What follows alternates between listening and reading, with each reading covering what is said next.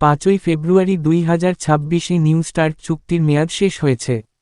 2011 সালে কার্যকর হওয়া এই চুক্তি একবার 2021 সালে বাড়ানো হয়েছিল, কিন্তু এবার এর নির্ধারিত ও অপ্রসারণযোগ্য শেষ তারিখে এটি সমাপ্ত হয়। এর ফলে যুক্তরাষ্ট্র ও রাশিয়ার মধ্যে আর কোনো আইনগতভাবে বাধ্যতামূলক কৌশলগত পারমাণবিক সীমা নেই। চুক্তি অনুযায়ী, প্রতিটি দেশ সর্বোচ্চ 1550টি মোতায়েনকৃত কৌশলগত ওয়ারহেড এবং 700টি মোতায়েনকৃত ডেলিভারি সিস্টেম আইসিবিএম, এসএলবিএম ও ভারী বোমারু বিমান রাখতে পারত। পাশাপাশি নিয়মিত তথ্য আদান প্রদান ও সাইট পরিদর্শনের ব্যবস্থা ছিল, যা পারস্পরিক বিশ্বাস বজায় রাখতে সহায়ক ছিল।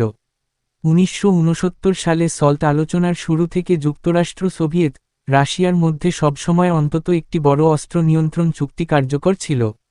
2026 সালে নিউ স্টার্ট শেষ হওয়ার মাধ্যমে 50 বছরেরও বেশি সময়ের সেই ধারাবাহিকতা ভেঙে গেল।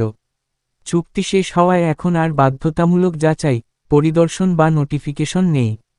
ফলে ওয়ারহেড ও ক্ষেপণাস্ত্র সংখ্যা বাড়ানোর সম্ভাবনা, হাইপারসোনিক ও নতুন প্রজন্মের অস্ত্রের প্রতিযোগিতা, সংকটের সময় ভুল বোঝাবুঝির ঝুঁকি বৃদ্ধি। বিশেষজ্ঞদের মতে, এটি কৌশলগত স্থিতিশীলতাকে দুর্বল করতে পারে। ইউনাইটেড স্টেটস ও রাশিয়া বিশ্বের দুই বৃহত্তম পারমাণবিক শক্তি।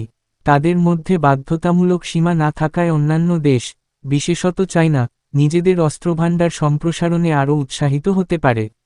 একই সঙ্গে, নিরস্ত্রীকরণপন্থীরা এখন বহুপাক্ষিক কাঠামো যেমন ট্রিটি on the prohibition of nuclear weapons এর গুরুত্ব আরও জোরালোভাবে তুলে ধরছেন।